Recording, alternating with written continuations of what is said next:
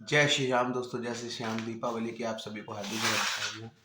मैं आशा करता हूँ कि आपकी दीपावली बहुत ही अच्छी बीती होगी। और आज मैं एक कर्म के बारे में बताना चाहता हूँ। एक श्यामदास नाम के एक भक्त हुआ करते थे, भगवान श्री कृष्ण के बहुत बड़े प्रेमी। और जैसे उनका बुढ़ापा आता है, वो शरीर से बहुत ही ज़्यादा परेशान हो जाते हैं और अपने शरीर काम नहीं करता है। बुढ़ापा जैसे कि आप सब लोग जानते हैं, फिर क्या होता है, वो शुरुआत अपने बेटों को बुलाते थे, उनके बेटे आते थे और उनको शौच कराने या बाकी सब कार्यक्रम कराते थे।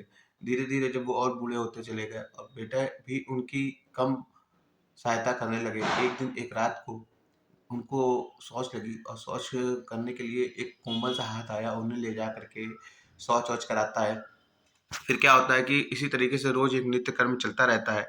कई दिनों के बाद उनको शक होता है कि यार ये तो मेरे बच्चे हैं ही नहीं, और इतना कोमल हृदय, और मैं तो पहले कई बार बुलाता था और कई बार में आते थे, पर अब क्या हो गया, एकदम से ये लोग एकदम से आ जाते हैं। उस पे वो देखते हैं कि आप कौन हैं, बोलते हैं उनसे, जो उनको इस तरीके का रोज़ कर्म कराने के लिए ले जाया करते थे।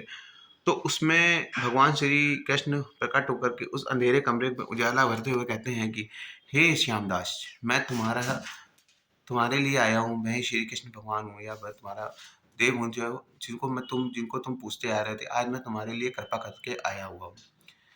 तो उसमें वो बोलते हैं, श्यामदास भगवान, आप इतना सब कुछ मेरे लिए कर रहे हैं, ऐसा क्यों कर रहे हैं? मैं तो आपका भक्त हूँ, एक तुच्छ भक्त हूँ, और आप आकर के मेरे साथ ये सब कर रहे हैं, मेरे ऊपर तो और पाप चढ़ जाएँगे।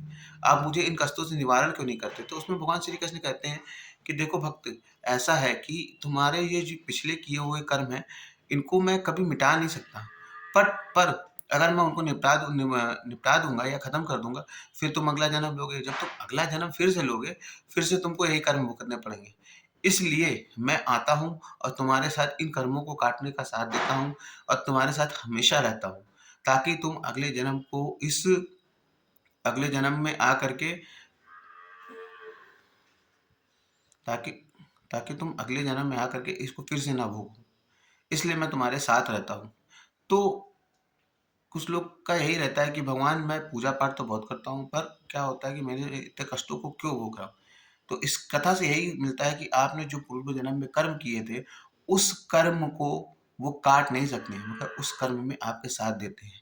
तो पुराने लोग कहते हैं कि चाहे जितनी भी दुविधाएँ आ जाए, जितनी भी परेशानी हो जाए, मगर भगवान का साथ नहीं छोड़ना चाहिए। जय श्री राधे, जय श्री कृष्ण। आप सभी को दीपावली की हार्दिक शुभकामनाएँ। मैं आशा करता हूँ आपकी दीपावली अच्छी बीती होगी।